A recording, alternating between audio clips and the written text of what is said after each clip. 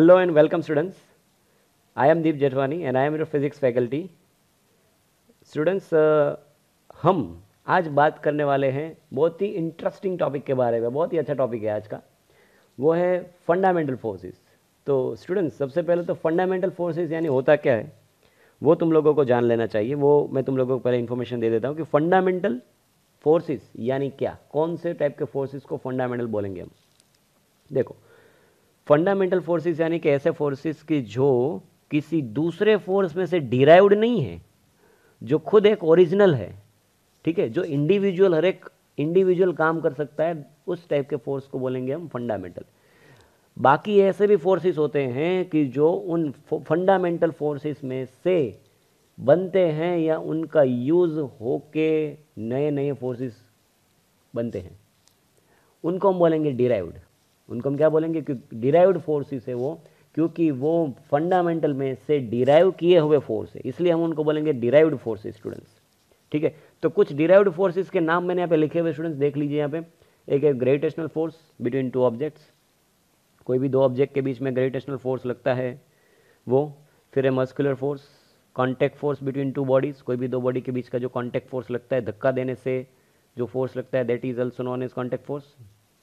Then friction force between two bodies, restoring force exerted by compressed or elongated spring. जब भी spring को हम compress करते हैं तो elongated करते हैं, तो तब जो रिस्टोरिंग फोर्स उस स्प्रिंग के अंदर जनरेट होता है वो टेंशन फोर्स है. फिर बियॉन्ड फोर्स है. बियॉन्ड फोर्स के बारे में शायद तुम लोगों को अभी कोई इन्फॉर्मेशन नहीं होगा. ठीक है, तो इसके बारे में हम 11th साइंस के अंदर ही पढ़ने वाले हैं. इंटरेस्टिंग टॉपिक है. उसके बाद विस्कस फोर्स भी 11th के अंदर ही आएगा. इंटरेस्टिंग है ये भी. Force due to surface tension of liquid. Then magnetic force between two magnetic bodies. फिर न्यूक्लियर फोर्स है. फिर कौन सा है? Inter atomic force. Inter atomic force और इंटर मॉलिक्यूलर फोर्स भी है. मतलब कि एटम के अंदर जो लगता है उस फोर्स को इंटर एटॉमिक फोर्स, और मॉलिक्यूल के अंदर जो लगता है that force is known as intermolecular force. ठीक है स्टूडेंट्स, तो इतना जो है ये जो सारे हैं वो डिराइव्ड फोर्सेस है. इससे बहुत ज़्यादा और भी फोर्सेस होंगे नेचर के अंदर. ठीक है, that are derived forces but they are not fundamental forces students. ठीक है, ओके. सो इसके बाद वाला स्लाइड के अंदर हम देखेंगे कि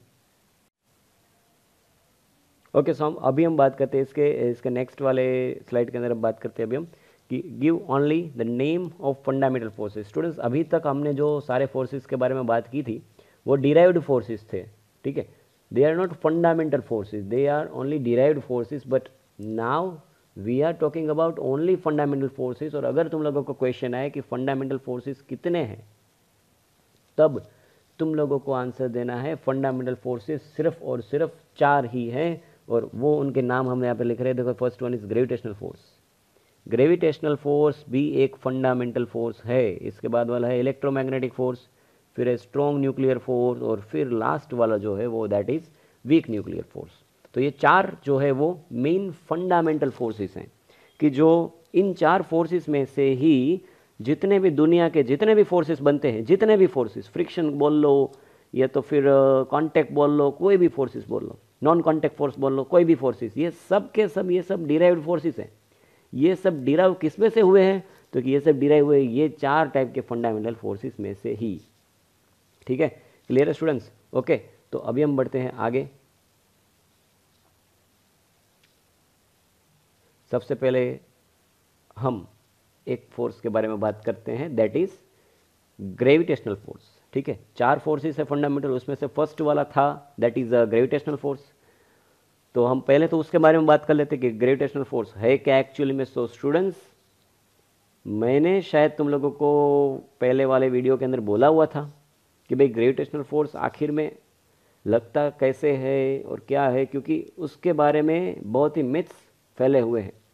बिकॉज ऑफ कि लोअर स्टैंडर्ड के अंदर ये थियरी तुम लोगों को क्लियरली समझाई नहीं गई है, या तो फिर तुम लोगों ने क्लियरली समझी नहीं है. उस वजह से तुम लोगों को ग्रेविटेशनल फोर्स के रिगार्डिंग बहुत सारे मतलब कि मिथ्स है तुम लोगों में कि ग्रेविटेशनल फोर्स हमेशा नीचे की तरफ ही लगता है. नहीं भाई, नीचे की तरफ हमेशा नहीं लगता है यार. ग्रेविटेशनल फोर्स अभी तुम लगा रहे हो तुम्हारे आसपास के ऑब्जेक्ट्स के ऊपर, और तुम लोगों के आसपास जितने भी ऑब्जेक्ट्स है वो भी तुम लोगों के ऊपर फोर्स लगा रही है, ग्रेविटेशनल फोर्स ही लगा रही है वो भी यार, ठीक है। और मैं अभी बैठा हूँ, मेरे आसपास में जो जो चीज़ें यहाँ पे पड़ी हुई है वो उन सब के ऊपर मैं फोर्स लगा रहा हूँ, और वो सारी चीज़ें मुझ पे फोर्स लगा रही हैं, और वो भी ग्रेविटेशनल फोर्स ही है। लेकिन वो मेरे, अगर मैं उनके ऊपर फोर्स लगा रहा हूँ, वो मेरे ऊपर फोर्स लगा रही है, तो क्वेश्चन तुम लोगों को ये आएगा स्टूडेंट्स कि सर तो ये ऑब्जेक्ट अट्रैक्ट क्यों नहीं हो जाती सर आपकी तरफ। तो उसका आंसर ये है कि अट्रैक्ट क्यों नहीं होती, क्योंकि वो जो फोर्स जो होता है, जो मेरा और सामने दूसरी कोई भी ऑब्जेक्ट के बीच का जो फोर्स जो होता है वो इतना नेग्लेक्टेबल होता है, इतना नेग्लेक्टेबल होता है कि जो ज़ीरो के आसपास हो जाता है, उससे उसका मास जो होता है वो ज़्यादा हो जाता है। मास के कंपैरिजन में उसका ये जो फोर्स है वो बहुत ही नेगलेक्ट हो जाता है, ठीक है, बिल्कुल नेगलेक्ट होता है, जिसकी वजह से वो अट्रैक्ट नहीं हो पाता है। लेकिन इसका मतलब ये नहीं है कि लगता नहीं है, लगता है लेकिन अट्रैक्ट नहीं हो पाता है, ठीक है स्टूडेंट्स। तो ये एक मिथ्स तुम सबके अगर माइंड के अंदर हो अभी भी, तो प्लीज़ उसको निकाल दीजिएगा, ठीक है। चलो हम आगे बढ़ते हैं, इसके टॉपिक के अंदर जाते हैं। The gravitational force is the force of mutual attraction between any two objects by virtue of their masses. देखो भाई, ग्रेविटेशनल फोर्स लगता क्यों है, तो कि इसका ये मेन कॉन्सेप्ट हमारे पास आ गया कि ग्रेविटेशनल फोर्स जो है उनके मास की वजह से लगता है। देखो, जो भी चीज़ उसके पास अगर मास है तो वो ग्रेविटेशनल फोर्स लगाएगा लगाएगा लगाएगा ही, 110% की बात है यार, ठीक है। चलो ओके, क्लियर है। And it is a universal force. वो कैसा फोर्स है, तो कि वो यूनिवर्सल फोर्स है, ठीक है, सब जगह पे काम करता है। ऐसा नहीं कि भाई हमारे घर पे काम करेगा बाहर काम नहीं करेगा, ऐसा नहीं होता है, ठीक है, सब जगह पे ऊपर सेम काम करता है। And then every object experience these force due to every other object in the universe। हर एक ऑब्जेक्ट दूसरी ऑब्जेक्ट की वजह से ये फोर्स को एक्सपीरियंस करती ही करती है। मैंने अभी भी बोला तुम लोगों को, एक्सपीरियंस करती है, हाँ भले ही, लेकिन वो अट्रैक्ट नहीं करे वो बात अलग है, लेकिन एक्सपीरियंस तो करती है, ठीक है। चलो समझ में आ रही है बात। Now gravity governs the motion of the moon and artificial satellites around the earth, motion of the earth and planets around the sun, and of course the motion of bodies falling to the earth। ये सारे उसके examples दिए हुए हैं तुम लोगों को कि कौन कौन से एग्जांपल्स है कि gravity governs the motion of the moon and artificial satellites around the earth. Earth के आसपास जो मून घूमता है वो भाई यूं ही तो नहीं घूमता, उसको मज़ा तो नहीं आ रहा है घूमने में, ठीक है। और वो घूमने के लिए भी उसको कोई फोर्स तो लगाना पड़ेगा ना, तो वो फोर्स कौन लगाता है, अर्थ ही लगाता है।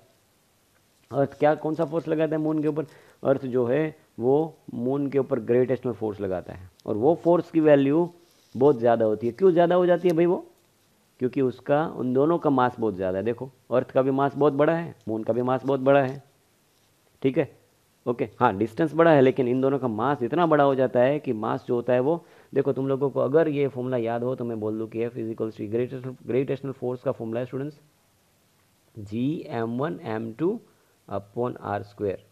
चलो ये फॉर्मूला जो है वो ग्रेविटेशनल फोर्स का है।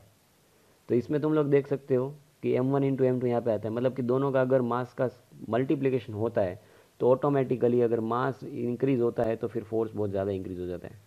यही ग्रेविटेशनल फोर्स है, ठीक है। और ये जो है वो ग्रेविटेशनल कांस्टेंट की बात है, ये कैपिटल जी जो है वो ग्रेविटेशनल कांस्टेंट है ये, ठीक है, इसकी कांस्टेंट वैल्यू, फिक्स वैल्यू होती है, ओके। ये आर जो है वो इन दोनों ऑब्जेक्ट के बीच का डिस्टेंस होता है।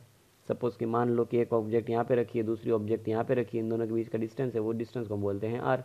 और इसका तुम लोग देख सकते हैं यहाँ पे, ये है मास m1, और यहाँ पे अगर हम मास ले लें तो इसका मास हो जाएगा क्या, तो km2 हो गया ना। अभी फोर्स इन दोनों के बीच में कितना फोर्स लगेगा। और एक बात कि ये हमेशा एट्रैक्टिव फोर्स होता है, ग्रेविटेशनल फोर्स हमेशा एट्रैक्टिव होता है, कभी भी रिपल्सिव नहीं होता है, वो एक बात याद रखनी है तुम लोगों को स्टूडेंट्स, ठीक है, okay. So now it plays a key role in the large scale phenomena of the universe such as formation and evolution of stars, galaxies and galactic clusters। इन सब की जो भी फंडामेंटल जो चीज़ें हैं उन सब के लिए ये की रोल है, ठीक है। ये बहुत ही इंपॉर्टेंट चीज़ है, ये बहुत ही इंपॉर्टेंट फोर्स है, इम्पोर्टेंट है, इसलिए हम इसको पढ़ते हैं और इसको फंडामेंटल फोर्सेस के अंदर इसको फर्स्ट नंबर के ऊपर रखा गया है। लेकिन एक बात बता दूं मैं स्टूडेंट्स तुम लोगों को कि ग्रेविटेशनल फोर्स जो है, तुम लोगों को भले ही ऐसा लगता हो कि ग्रेविटेशनल फोर्स बहुत ही, इसका मास ग्रेविटेशनल फोर्स बहुत ही मतलब कि ज़्यादा होता है, लेकिन ग्रेविटेशनल फोर्स अगर हकीकत में मैं बोलने जाऊँ तो बहुत ही वीक में से वीक फोर्स जो है ना, वो ग्रेविटेशनल फोर्स है। ठीक है, वीक में से भी वीक फोर्स है वो ग्रेविटेशनल फोर्स है। समझ में आ रही है बात? हाँ, लेकिन एक बात है कि ये बहुत लार्ज स्केल तक फैल सकता है, इसका स्केल बहुत लार्ज है, मतलब कि बहुत ज़्यादा डिस्टेंस तक ये फोर्स लग सकता है स्टूडेंट्स। लेकिन मैंने जैसे बोला कि जो फोर्स है वो वीक फोर्स में हम उसको रख सकते हैं, वीक फोर्स के लिस्ट में उसको रख सकते हैं। ठीक है, ओके। नंबर 4 के ऊपर आता है ग्रेविटेशनल फोर्स। ओके, क्लियर है? स्ट्रेंथ के ऊपर अगर हम देखें तो चलो आगे बढ़ते हैं। सेकंड नंबर का फोर्स था दैट इज इलेक्ट्रोमैग्नेटिक फोर्स। तो अभी हम बात करते हैं electromagnetic force is the force between charge particles. देखो भाई, सबसे पहले स्टूडेंट्स, चार्ज पार्टिकल्स किसको बोलते हैं यार? तुम लोग 10th में पढ़ चुके हो। चार्जेस कितने टाइप के होते हैं? 3 टाइप के, 2 टाइप के होते हैं, इलेक्ट्रॉन, प्रोटॉन, और तीसरा जो होता है वो न्यूट्रल होता है, न्यूट्रॉन। इसके पास कोई चार्ज नहीं होता है। वैसे तो 2 तरीके के होते हैं, एक नेगेटिव और पॉजिटिव चार्ज होता है। तीसरा जो होता है वो एटम के अंदर जो तीसरा होता है वो उसको बोलते हैं न्यूट्रॉन। तो वो न्यूट्रल होता है, उसके पास कोई चार्ज ही नहीं है यार। इलेक्ट्रॉन के पास नेगेटिव चार्ज है, प्रोटॉन के पास पॉजिटिव चार्ज है। तो ये चार्जेस की बात कर रहे हैं यहाँ पे, इलेक्ट्रॉन या तो फिर प्रोटॉन, कोई भी बात कर सकते हैं ना। चलो ठीक है, ठीक है, ठीक है, अच्छा है। अभी क्या बोला कि electromagnetic force is the force between charge particles, मतलब कि ये जो चार्ज पार्टिकल्स है ना उनके बीच में। देखो भाई, अगर मैं इलेक्ट्रॉन और इलेक्ट्रॉन को रखूँ आस पास में, क्या होगा भाई? बताओ बताओ। रिपल्शन, रिपल्शन होगा। क्या होगा? रिपल्शन होगा। अगर मैं रखूँ यहाँ पे इलेक्ट्रॉन को और प्रोटॉन को पास पास में, क्या होगा बताओ यार? तो होगा यार अट्रैक्शन, ऑपोजिट है। तो इलेक्ट्रॉन प्रोटॉन के बीच में अट्रैक्शन होता है, इलेक्ट्रॉन इलेक्ट्रॉन के बीच में रिपल्शन होता है। उसी तरीके से भाई बताओ, प्रोटॉन प्रोटॉन के बीच में क्या होगा? क्या होगा? रिपल्शन। ठीक, समझे? चलो, in the simpler case when charges are at rest, मतलब कि चार्जेस जब कभी भी रेस्ट कंडीशन के ऊपर होते हैं। स्टूडेंट्स, तुम लोग ये कॉन्सेप्ट 12th साइंस के अंदर से फर्स्ट चैप्टर से ही पढ़ने वाले हो। बहुत ही इंटरेस्टिंग टॉपिक होगा ये हमारा। ठीक है, देखो चार्जेस के बारे में हम क्या क्या पढ़ने वाले हैं। देखो चार्जेस में अभी मैं इलेक्ट्रॉन को ले लेता हूँ। चार्जेस में इलेक्ट्रॉन प्रोटॉन दोनों आते हैं, लेकिन मैं तुम लोगों को समझाने के लिए सपोज कर लेता हूँ कि इलेक्ट्रॉन की हम बात करते हैं। जब इलेक्ट्रॉन को मैं स्टैटिक मतलब कि रेस्ट कंडीशन के ऊपर रखता हूँ, रेस्ट कंडीशन के ऊपर रखता हूँ, तो हमारा 12th साइंस का चैप्टर नंबर 1 और 2 आएगा रेस्ट कंडीशन के ऊपर। फिर क्या होगा पता है स्टूडेंट्स? फिर 3rd चैप्टर के अंदर क्या होगा? इलेक्ट्रॉन को हम धक्का दे देंगे।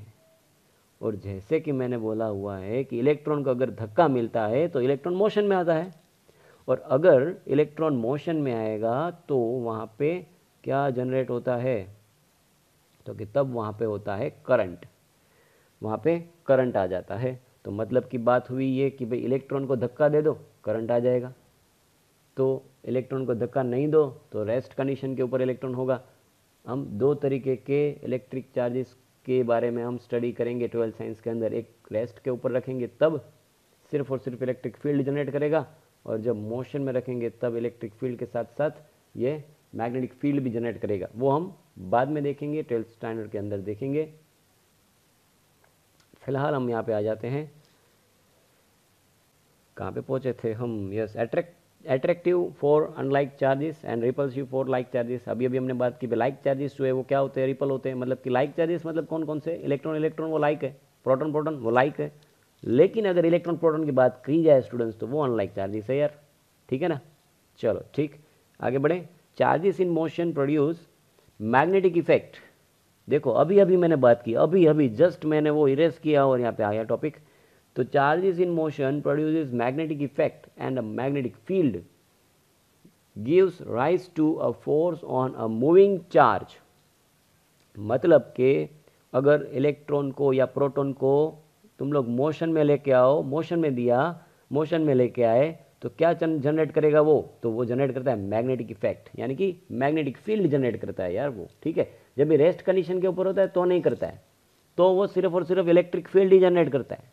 समझ में आ रही है बात? रेस्ट कंडीशन के ऊपर इलेक्ट्रॉन को ऐसे रख दो, शांति से रख दो ऐसे, तो वो सिर्फ और सिर्फ एक इलेक्ट्रिक फील्ड ही जनरेट करेगा, वो मैग्नेटिक फील्ड नहीं जनरेट करेगा यार। लेकिन इलेक्ट्रॉन को धक्का दे दो तो इलेक्ट्रॉन जो है वो मैग्नेटिक फील्ड भी जनरेट करता है।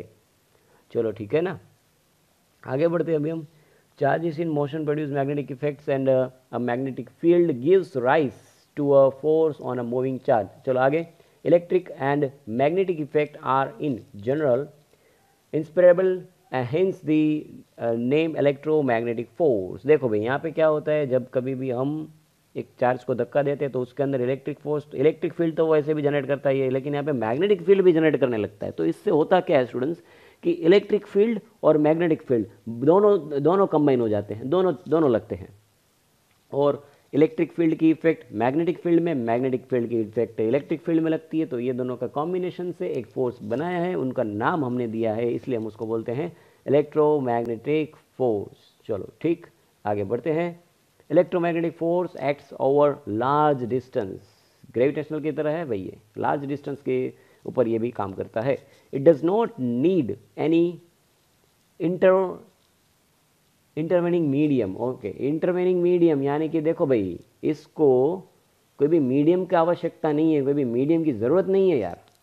मतलब कि देखो, अगर मैं बात करूं कि लाइट, बैटरी की, तो बैटरी को तुम लोग अगर लेके जाओ वैक्यूम के अंदर, वैक्यूम में भी तुम लोग अगर ये बैटरी को ऑन करोगे, टॉर्च ऑन करोगे लाइट को, तो क्या होगा, लाइट को जैसे ही तुमने ऑन किया तो तुम लोग पहले सोचना स्टूडेंट्स, इस वीडियो को पॉज करके तुम लोग पहले सोचना कि वैक्यूम के अंदर तुम लोग अगर जाओगे, पहले एक बार तुम लोगों को कुछ बोलना है, कुछ बोलने की ट्राई करनी है. तो वेव्स जनरेट होते हैं बोलने से, हम जो बोलते हैं तो वो वेव्स जनरेट होता है ना, बोलना है. तो क्या वेव्स जनरेट होते हैं या तो फिर दूसरे पर्सन को कुछ सुनाई देता है, वो देखना पहले.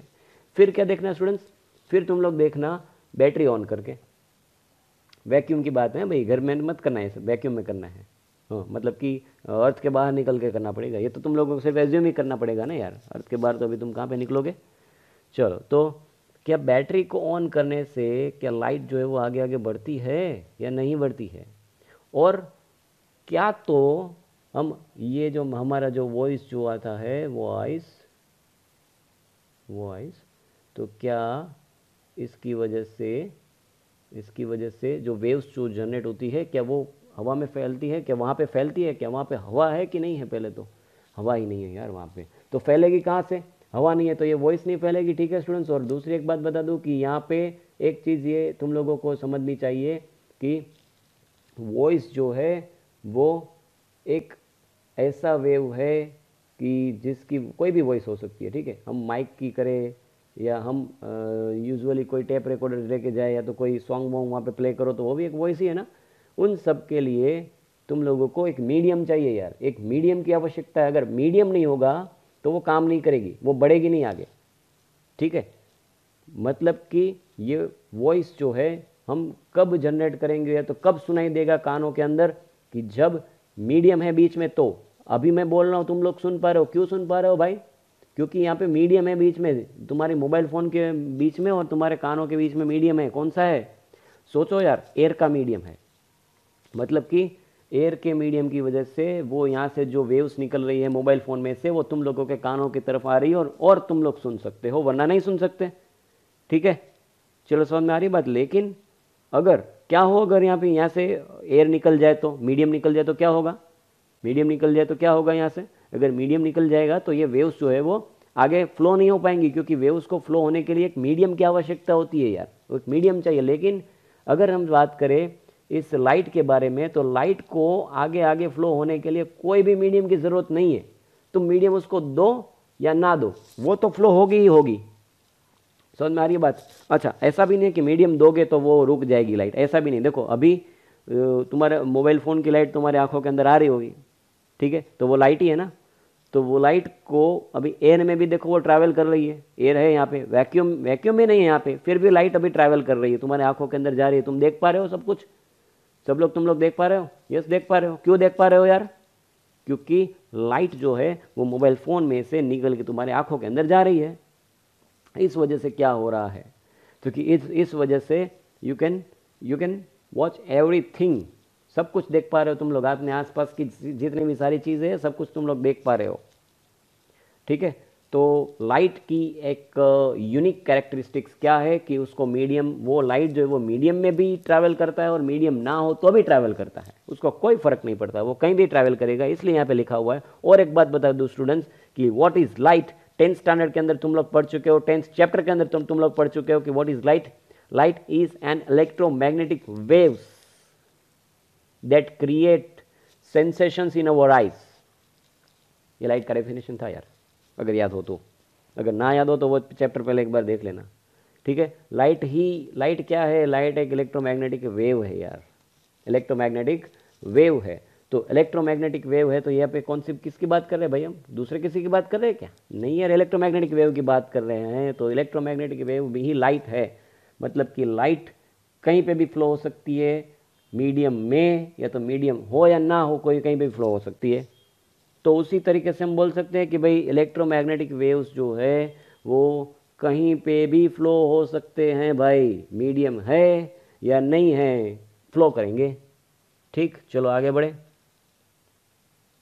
यहाँ पे थे हम, electromagnetic force acts over large distance तो हो गया था ये। अच्छा, यहाँ पे it is enormously strong compare to gravity. देखो भाई, ये ग्रेविटी से तो बहुत ज़्यादा स्ट्रॉन्ग है, मैंने बोला था ना, ठीक है, ग्रेविटी सबसे वीकेस्ट में वीकेस्ट आएगा।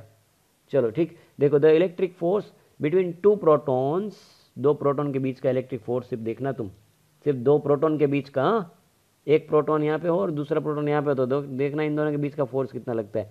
ग्रेविटी के कंपैरिजन में कंपेयर करने वाले, देखो 10⁻36 times the gravitational force between them for any fixed distance. यहाँ पे अगर प्रोटॉन प्रोटॉन रखो, एक बार हम यहाँ पे ग्रेविटेशनल फोर्स को नापते हैं, फिर हम इलेक्ट्रोमैग्नेटिक फोर्स को नापते हैं, तो हमें दिखाई देता है कि इन दोनों के बीच में जितना ग्रेविटेशनल फोर्स लगेगा उससे 10⁻36 टाइम्स, यानी कि 10⁻36 पावर, इतने गुना मल्टीप्लायर चल रहा है यहाँ पे यार, इतना गुना ज़्यादा फोर्स इन्हीं प्रोटॉन के बीच में लगेगा। जहाँ जिन दोनों के बीच में हमने ग्रेविटेशनल फोर्स मेजर किया, उन्हीं दोनों के बीच में हमने इलेक्ट्रोमैग्नेटिक फोर्स मेजर किया। क्या आंसर निकला, क्या रिजल्ट निकला कि भाई हमारा जो इलेक्ट्रोमैग्नेटिक फोर्स है वो 10⁻36 टाइम्स ग्रेटर है, किससे, ग्रेविटेशन से। तो ग्रेविटेशन तो बहुत वीक हुआ यार, ठीक है। Since the electromagnetic force is so much stronger than the gravitational force, it dominates all phenomena at atomic and molecular scales. Thus, it is mainly the electromagnetic force that governs the structure of atoms and molecules, the dynamics of chemical reactions, and the mechanical, thermal and other properties of materials. देखो भाई, यहाँ पे clearly बोल दिया है कि हम अगर एटम के लेवल पे की बात करें, या तो फिर न्यूट्रॉन के, प्रोटॉन के लेवल की बात करें, इलेक्ट्रॉन प्रोटॉन के लेवल की बात करें, तो तब यार, तब हमें क्या करना है, तब ग्रेविटेशनल फोर्स को हमें गिनना नहीं है, ग्रेविटेशनल फोर्स को हमें नहीं काउंट करना है वहाँ पे, क्योंकि उन दोनों के बीच में ग्रेविटेशनल फोर्स बहुत ही कम लगता है यार। उससे बहुत ज़्यादा बड़ा फोर्स कौन लगता है, उससे बहुत ज़्यादा बड़ा फोर्स है ये इलेक्ट्रोमैग्नेटिक फोर्स। इसलिए सब हम हमेशा बोल सकते हैं कि इलेक्ट्रोमैग्नेटिक फोर्स यहाँ पे रूल करता है। क्लियर, ठीक, चलो। Now it underlines the macroscopic force like tension, friction, normal force, spring force etcetera. ठीक है, चलो ठीक है, अभी हम आगे बढ़ेंगे। ये था सेकंड टाइप हमारा इलेक्ट्रोमैग्नेटिक फोर्स। नाउ कंपैरिजन है ग्रेविटेशनल और इलेक्ट्रोमैग्नेटिक के बीच में कंपैरिजन है, बहुत इंपॉर्टेंट टॉपिक है यार, देखना। This force acts between two objects having mass. यहाँ पे मास की ज़रूरत है, ठीक है, यहाँ पे किसकी ज़रूरत है, चार्ज पार्टिकल की ज़रूरत है, ठीक है। यहाँ पे only attractive type of force, यहाँ पे एट्रैक्टिव नहीं है यार, एट्रैक्टिव नहीं है, सिर्फ एट्रैक्टिव नहीं, एट्रैक्टिव के साथ साथ रिपल्सिव भी है। क्यों, क्योंकि इलेक्ट्रॉन रखो यार, क्या होगा, रिपल्शन करेगा। अगर इलेक्ट्रॉन प्रोटॉन रखो तो फिर यार अट्रैक्शन करेगा। अभी देखो, ये बहुत ही इंपॉर्टेंट टॉपिक है। It doesn't depend on medium between objects. ये ऑब्जेक्ट के मीडियम के ऊपर डिपेंड नहीं करता है कि भाई इतना मीडियम है तो मैं इतना लगूंगा, इतना मीडियम है तो मैं इतना, नहीं, ऐसा नहीं होगा। ये फोर्स मीडियम के ऊपर डिपेंड नहीं करता है, ये फोर्स किसी के भी ऊपर लगता है, मीडियम का इसके ऊपर कोई लेना देना नहीं होता है यार, दोनों मास होने चाहिए आमने सामने, बस, ठीक है। लेकिन यहाँ पे सामने कि it depends on medium to between two charge particles, लेकिन ये जो इलेक्ट्रोमैग्नेटिक फोर्स है वो मीडियम के ऊपर डिपेंड करता है। अभी अभी तुम लोगों को अभी कंफ्यूजन होगा, सर तो आपने तो पहले बोला था कि इलेक्ट्रोमैग्नेटिक फोर्स को कोई मीडियम की जरूरत नहीं है, मीडियम की कोई आवश्यकता नहीं, और सर अभी आप घूम गए। नहीं, मैं घुमा नहीं हूँ यार, मैं पलटा नहीं हूँ। देखो, लेकिन इन लोगों ने क्लियरली क्या बोला है कि it depends on medium to between two charge particles. अगर इलेक्ट्रॉन रखो, दूसरा भी सामने इलेक्ट्रॉन रखो, लेकिन वो जो मीडियम तुम लोगों ने लगाया हुआ है बीच का, इलेक्ट्रॉन के बीच का जो तुम लोगों ने मीडियम रखा हुआ है, वो अगर मीडियम डेंसर होगा तो ये फोर्स थोड़ा घटेगा, अगर वो मीडियम रेयर होगा तो ये फोर्स बढ़ेगा। समझ में आ रही है बात? मीडियम के ऊपर वो ऐसा नहीं है कि भाई मीडियम हो तो ही मैं चलूंगा तो ये फोर्स लगेगा, ऐसा नहीं है। मीडियम हो या ना हो ये फोर्स तो लगेगा ही लगेगा, लेकिन इस फोर्स की एफिशिएंसी, इस फोर्स की कैपेसिटी, इस फोर्स की वैल्यू, इस फोर्स का मैग्नीट्यूड जो है वो बढ़ भी सकता है और घट सकता है। वो किसके ऊपर डिपेंड करता है? क्योंकि वो इस मीडियम के ऊपर डिपेंड करता है स्टूडेंट्स। ठीक है, it is weaker then electromagnetic force. देखो ग्रेविटेशनल जो है वो वीकर है और it is stronger than gravitational force. चलो ठीक है ना यार, ये होमवर्क में लिखना है तुम लोगों को, ये डिफरेंस होमवर्क में लिखना है। ठीक है, 3 टाइम लिख के प्रिपेयर करो। चलो इसके बाद हम आगे बात करते हैं strong nuclear force, that is most important force. इसके बारे में तुम लोगों को बहुत ज़्यादा समझने की ज़रूरत है। चलो ठीक है, स्टार्ट करते हैं। Explain in short about strong nuclear force. तो देखो स्ट्रॉन्ग न्यूक्लियर फोर्स तो पहले है क्या, है क्या चीज़ यार स्ट्रॉन्ग न्यूक्लियर फोर्स? चलो मैं समझा देता हूँ। देखो ये न्यूक्लियस है,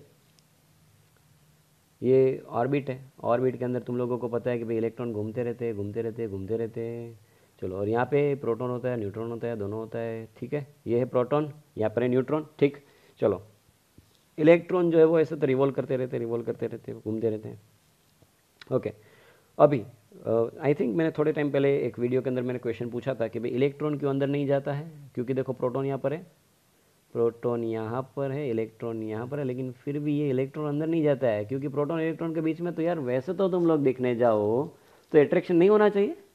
होना चाहिए, बिल्कुल होना चाहिए सर, होना चाहिए। लेकिन होना चाहिए तो फिर हो क्यों नहीं रहा? हो क्यों नहीं रहा? क्यों नहीं हो रहा है? यहाँ पे इलेक्ट्रॉन प्रोटॉन के बीच में अट्रैक्शन क्यों नहीं हो रहा है? वो हम अभी इसके बारे में अभी हम बात करेंगे। देखो ये है एक न्यूक्लियस, यहाँ पर है एक प्रोटॉन, एक है यहाँ पे बहुत सारे प्रोटॉन है, मीन्स के न्यूट्रॉन प्रोटॉन रखा हमने। फिर ये है ऑर्बिट, ये ऊपर है इलेक्ट्रॉन। देखो अभी मैं तुम लोगों को एक बात बताता हूँ कि जो स्ट्रॉन्ग न्यूक्लियर फोर्स है वो कहाँ तक होता है पता है तुम लोगों को स्टूडेंट्स? कि ये जो स्ट्रॉन्ग न्यूक्लियर फोर्स होता है वो सिर्फ और सिर्फ इस न्यूक्लियस की रेंज के अंदर ही होता है। मतलब ऐसा नहीं है कि न्यूक्लियस के बाहर ये फोर्स है नहीं, ऐसा नहीं है। ये न्यूक्लियस के बाहर है सही, लेकिन ये जैसे ही न्यूक्लियस को क्रॉस करता है ना तो यहाँ पे कुछ एक मैजिक होता है यार, कुछ अलग चीज़ होती है। ठीक है, जिसका आंसर साइंस भी अभी तक नहीं ढूंढ पा रही है कि ये कि ऐसा ऐसा डायरेक्टली क्यों हो रहा है ये। देखो न्यूक्लियस का ये जो फोर्स है, पहले तो मैं ये बता दूं कि स्ट्रॉन्ग न्यूक्लियर फोर्स लगता कहाँ पर है, तो कि इस न्यूक्लियस के अंदर लगता है। ठीक है, उसी वजह से स्ट्रॉन्ग न्यूक्लियर फोर्स की वजह से इस प्रोटॉन को बाहर निकलना है, इलेक्ट्रॉन के पास जाना है लेकिन जा नहीं सकता है, न्यूट्रॉन को जाना है बाहर, घूमना है लेकिन वो घूम नहीं सकता है। मतलब कि प्रोटॉन न्यूट्रॉन को बाउंड करके अंदर रखा हुआ है। वो कौन सा फोर्स, कौन सा है वो फोर्स? एक ही फोर्स, स्ट्रॉन्ग न्यूक्लियर फोर्स। इसलिए प्रोटॉन बाहर नहीं जा पा रहा है। ठीक है, समझ में आ रही है बात? क्लियर हो रही है बात?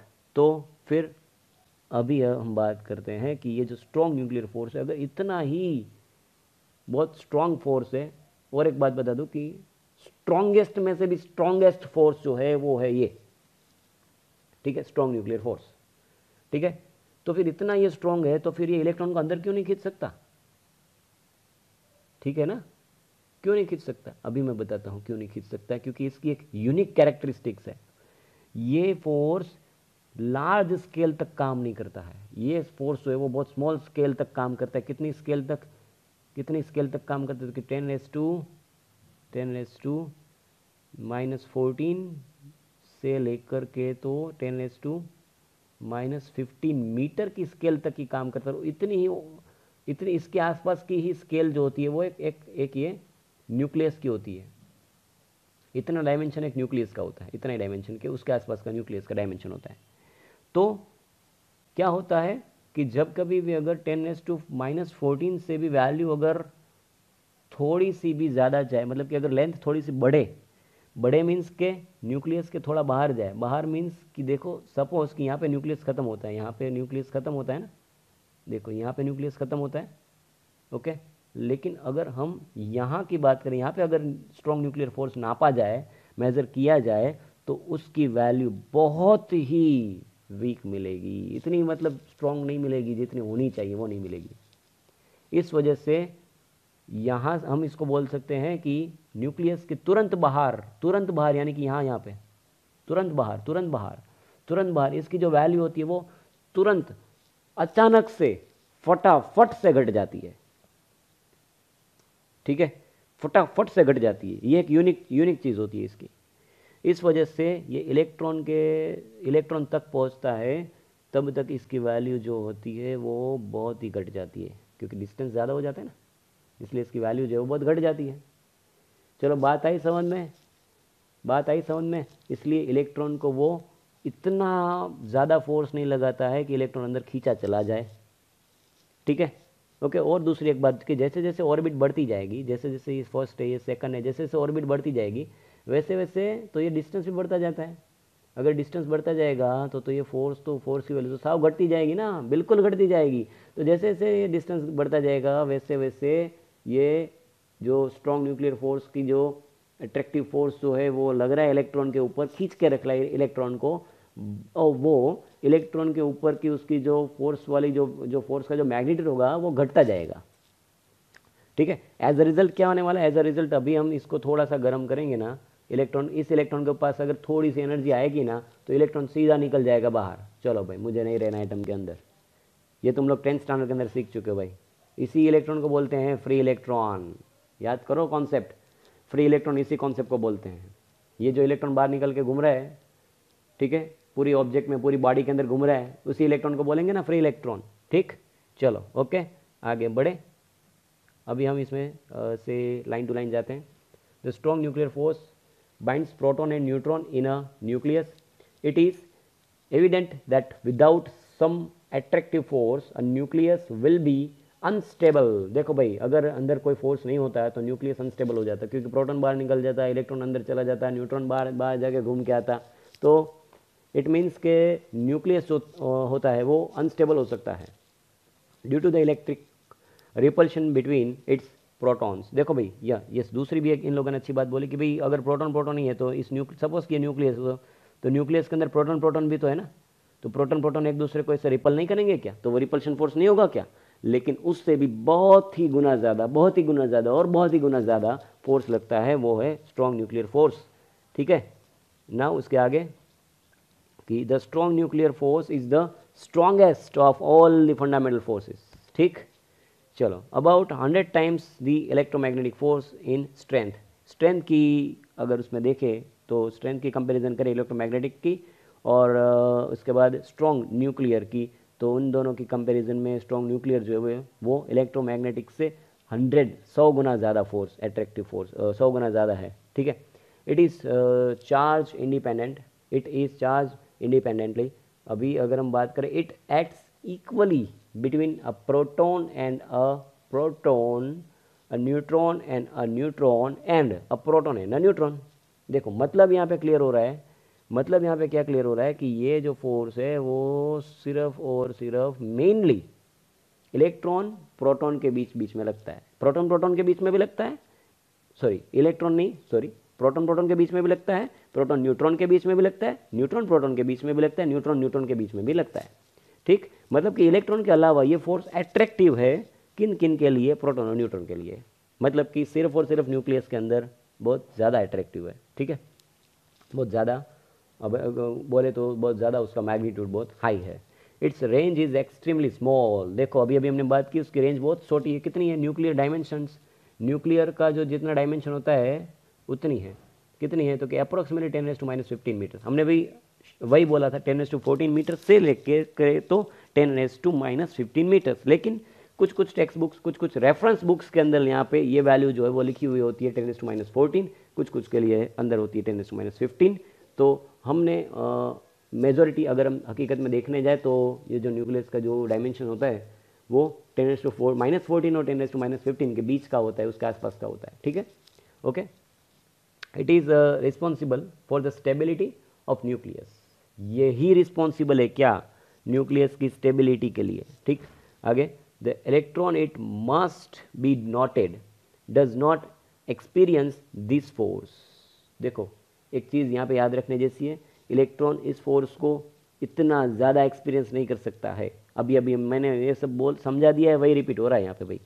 Recent developments have however indicated that protons and neutrons are built out of still more elementary constituents called quarks।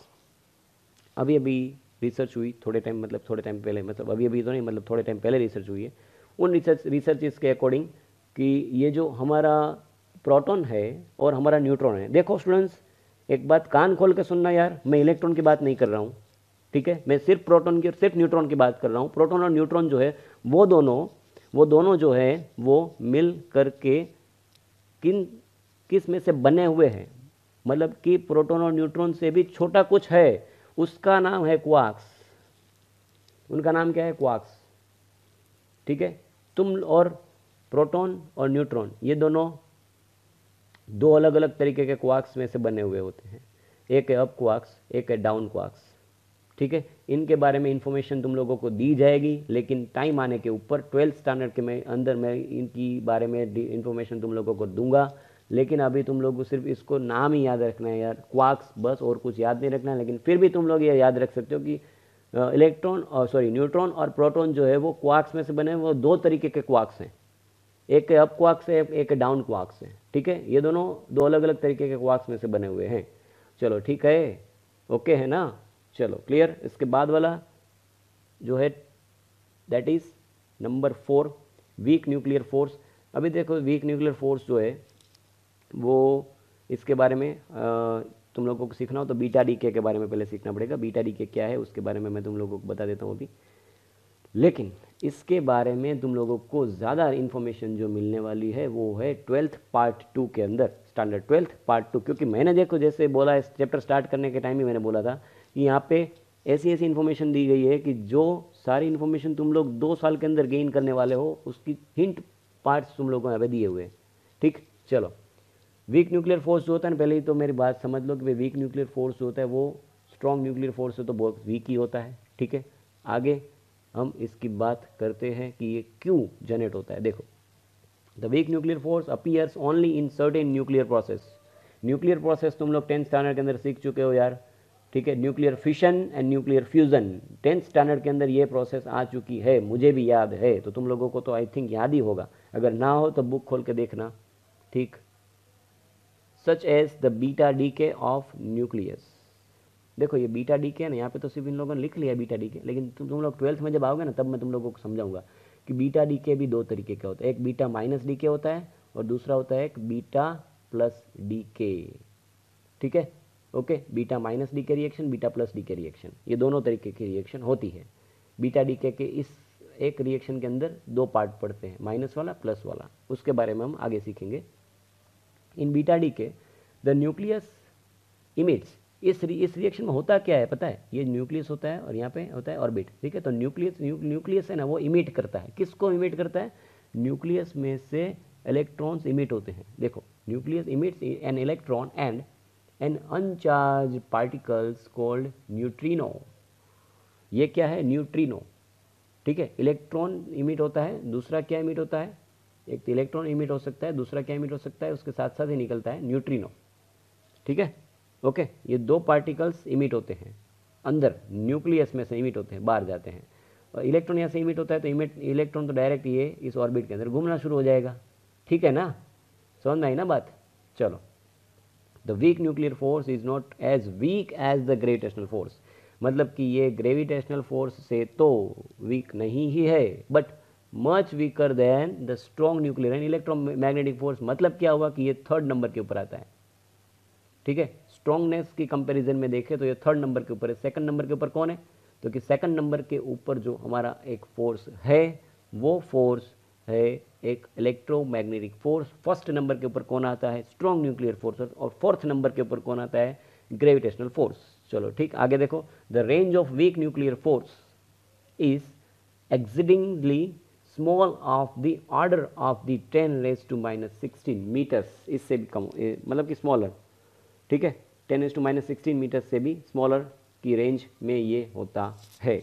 Week nuclear force के बारे में शायद तुम लोगों को कम इन्फॉर्मेशन मिली हो, लेकिन मैं तुम लोगों को बता दूं स्टूडेंट्स, डोंट वरी, इसके बारे में तुम लोगों को टेंशन लेने की ज़रूरत नहीं है। तुम लोगों को सिर्फ इतना याद रखना है कि न्यूक्लियस के अंदर कुछ ऐसा होता है। अभी चलो थोड़ा सा बता देता हूँ, मेरे से भी रहा नहीं जाता यार, मैं भी बोलना शुरू कर देता हूँ। चलो सुनो, जब कुछ ऐसे सिचुएशन होते हैं कि जहाँ पे जो न्यूक्लियस है वो अनस्टेबल हो जाता है, या तो फिर जो बाहर इलेक्ट्रॉन है, इलेक्ट्रॉन वो बढ़ जाते हैं, तो पूरा एटम है ना वो अनस्टेबल हो जाता है। तो उस अनस्टेबल एटम को अगर हमें स्टेबल करना होता है तो हम क्या करते हैं, अंदर जो होते हैं न्यूट्रॉन होते हैं या तो फिर प्रोटॉन, न्यूट्रॉन प्रोटॉन दोनों होते हैं। तो अंदर के जो न्यूट्रॉन्स होते हैं उन न्यूट्रॉन्स को हम क्या करते हैं, तो कि न्यूट्रॉन्स को हम बाहरी न्यूट्रॉन्स से, ऐसे ये ऐसे न्यूट्रॉन्स होते हैं वो एक्सेलरेटेड न्यूट्रॉन्स होते हैं। अभी एक्सेलरेटेड न्यूट्रॉन्स यानी क्या, तो कि न्यूट्रॉन को एक्सेलरेट करवाया जाता है पहले, और न्यूट्रॉन को एक्सेलरेट करवाने के बाद, ठीक है, उसको फेंका जाता है न्यूक्लियस के ऊपर। तो न्यूक्लियस के ऊपर फेंकने से क्या होता है कि ये टकराता है न्यूट्रॉन से या तो प्रोटॉन से।